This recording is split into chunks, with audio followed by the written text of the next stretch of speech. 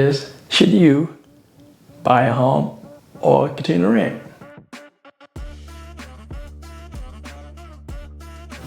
Welcome to the Rule Your Money Show. I am your host, Dakota Grady. So we're going to discuss whether you should buy a home or rent. Great question.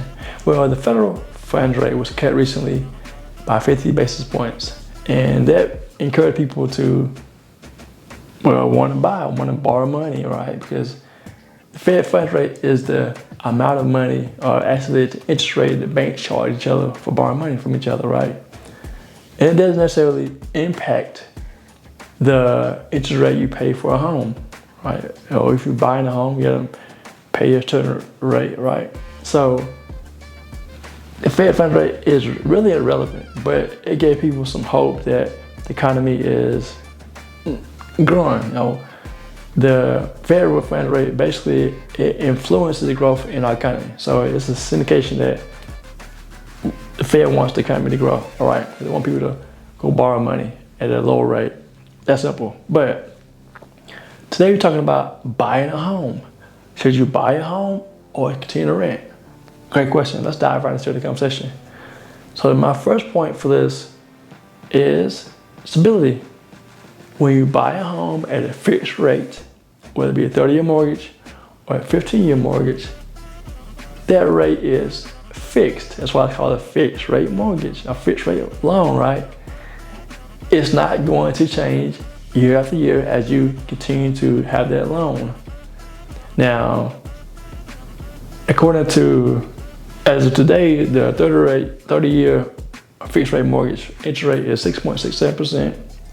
For a 15-year mortgage, it's 5.81%. So they're pretty close. You'll pay more, of course, in interest for a 30-year mortgage because you're in debt 30 years compared to a 15-year mortgage. I recommend a 15-year mortgage, but the whole point is you have stability in your mortgage payment because the interest rate is fixed. I hope this episode was helpful to you. And by the way, if you want to save money on your taxes, tax season has ended for 2023. It's never too late to prepare for the next tax season. So go to dakotagrady.com, get a free resource to help you with your tax preparation, because I want to help you save some money with tax strategies for your business. The second good thing about buying a home is you have appreciation in value. That means the value of the home goes up, and when you do that, you have a mortgage and you pay the mortgage down, right? You build equity. In other words, you're building ownership of the home. Until you pay the home off, that mortgage is owned by the bank. So you're building equity, and as the home, of course, gets, over time, the home value hopefully will increase. It appreciates in value because it's in a good area, hopefully. And again, home prices go up over time because it's real estate. Real estate, actually the location of real estate determines the price of it, basically. If it's in a good area, and over time, it's going to go up in value. Now, if it's in a bad area of town, then more likely you'll have a lower price for that particular piece of property. But the whole point is, if you have a home and it's in a good location, it's going to go up in value or appreciate, and you're going to earn equity as you pay on your mortgage. And the third one, I think, which is very, very important, is that you own the home. That's right, you own the home when you get a mortgage and you pay off the mortgage, you own that piece of property. So you control it, right? You own it, no one does, you control it. You own the property, you make choices on that particular property, whether to build, to tear down, but you own it, it's yours to keep. You make decisions on that property, no one else does.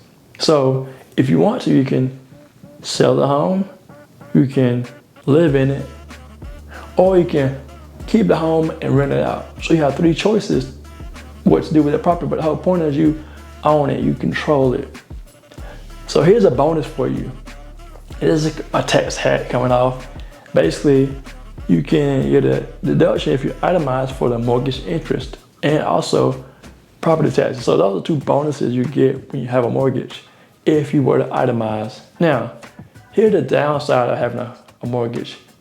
Maintenance, right? You got to pay for repairs, leaky roof. So you may then have your foundation replaced.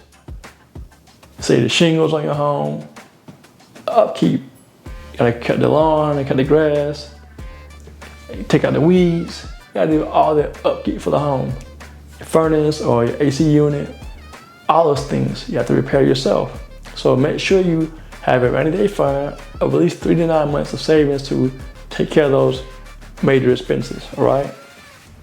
And you also have property taxes every year for the property, because you have to pay property taxes if you own a home, and also insurance as well. So in case something happens, you're covered by the insurance policy. So I think those are the pros and cons of buying a home. So now you need to make a decision. Are you going to buy it, but you don't have all the information? So let's flip to renting, all right? So now you can say, all right, I have information about buying. How about renting? All right, so here are the good things about renting. It's flexible, right? You're not locked into a long-term commitment like you are if you get a fixed rate mortgage for 15 or 30 years, right? If you want to get a lease for 3 months, 6 months, or a year, you're able to lock it in for a short period of time. And if you want to get out of the lease, you of course have to pay for, say if you got a 3-month lease and you stay that 1 month, you got to pay the additional 2 months because you signed a contract for 3 months. So it's flexible though, because you don't want to stay locked in for a long period of time. Now, you also, since you don't own the property, you're renting it from someone else, a landlord that is, they pay for the repairs, the maintenance. So if you have a leaky roof or an issue with water, so your dishwasher overflows, or you have the toilet stops working, the landlord should replace or repair those particular items, not you. Now I know some people may have it where the landlord may not pay for those and the tenant does, but in my experience, the landlord is taking care of those particular repairs for my family and me. So those are some things that I believe that are beneficial if you're going to rent. Now here's the downside of renting. The major one that is a major one for me is no control. You don't own it. That's right, you do not own the property. That means you lose control. If someone wanted to sell that property, they can sell it as they will. You may think you're going to live there for a while, then they say, well, we're going to sell the property. Then you have to uproot your family or whoever, maybe just you. But the whole point is you lose control when you rent. You don't even lose control. You don't even have control because you don't own a piece of property. Someone else does.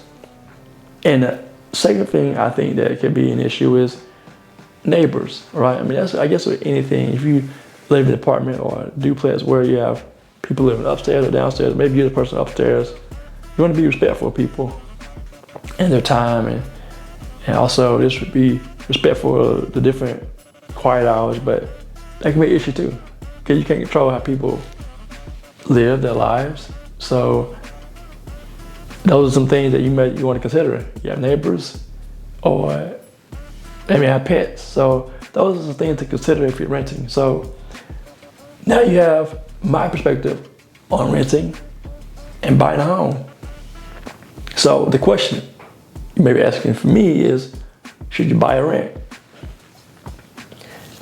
You should rent for a short period of time.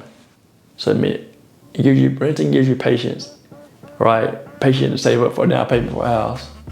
Patience and waiting to get income, increase your income, so you can be ready to buy a house, because you may have debt, right? I recommend first doing a money plan or budget every month, so you know you control your finances, whether you're renting or buying. Secondly, I want you to get at least 3 to 9 months of savings from rainy days, all right? I want you to also pay off all your debt so you can be ready to save for a down payment, so when you go buy the home, you have a down payment, any closing costs as well, and you're prepared to own the home for the long term, opposed to not being ready. Getting a loan is 100% loan and no down payment. That means you're not ready. You're not really bought into buying unless you have a down payment, at least 5 to 10% of the loan value, and you're committed to the long haul. You're committed to paying off the loan, a 15-year mortgage in 15 years. Don't get a 30-year mortgage. Now, if you already have a 30-year mortgage, pay extra on it to pay it off as quick as possible, because your whole point is to own the property and not be a renter. So, my opinion, you can rent for patience, to get your money saved, to pay off your debt, and then buy a home. Because a home is an asset. Whether you can, again, you can sell it, which you're going to appreciate in value. Hopefully you keep it for long term. You can live in it for your family, or you can rent it out, rent income. So you have options. If you rent, you can't sell the home. You can live in it, of course, but you can't rent it out because you're the renter. So, and also, if you like this video, please watch the next one, and don't forget to subscribe to the channel. So this is the Rule Your Money Show. I am Dakota Grady. Thank y'all for joining us.